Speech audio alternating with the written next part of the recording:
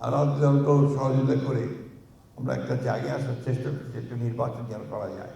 আমি কোন দলকে দোষারোপ করতে চাই না, কোন ব্যক্তিকে দোষারোপ করতে চাই না, কিন্তু হতাশার সঙ্গে লক্ষ্য করি যে কোনো কোনো রাজনৈতিক দল নির্বাচন যেন পিছিয়ে যায়, নির্বাচন যেন সঠিক সময় না হয় তার চেষ্টা করছেন।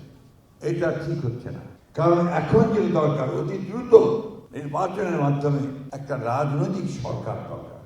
কারণ দেশের অর্থনীতি, দেশের রাজনীতি, শিক্ষা সবকিছু নির্ভর করছে আগামীতে একটি নির্বাচিত সরকার সেই ব্যবস্থাগুলি সামনে নিয়ে আসবে। পদ্মা সেতু, মেট্রো রেল এবং এলিভেটেড এক্সপ্রেসওয়ে নির্মাণের গর্বিত অংশীদার বসুন্ধরা সিমেন্ট। আমি ধন্যবাদ জানাতে চাই যে তারা অতি অল্প সময়ের মধ্যে অন্তত কিছু সংস্কারের কাজ শেষ করতে পেরেছেন, সংস্কার কমিশন। কারণ এটা প্রয়োজন আছে, প্রয়োজন ছিল পরিবর্তনের।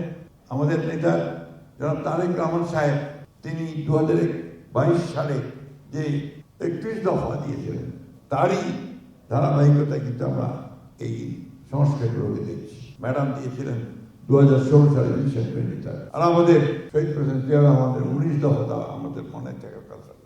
সব কিছু মিলিয়ে এই সংস্কার, আমি যে কথার মাঝে মাঝে বলি যে বিএনপির জন্ম তো সংস্কারের মধ্যে, সংস্কার দিয়ে আমরা এক দলীয় শাসন ব্যবস্থা থেকে বহুদলীয় শাসন ব্যবস্থায় প্রেসিডেন্ট জিয়া নিয়ে এসেছিলেন।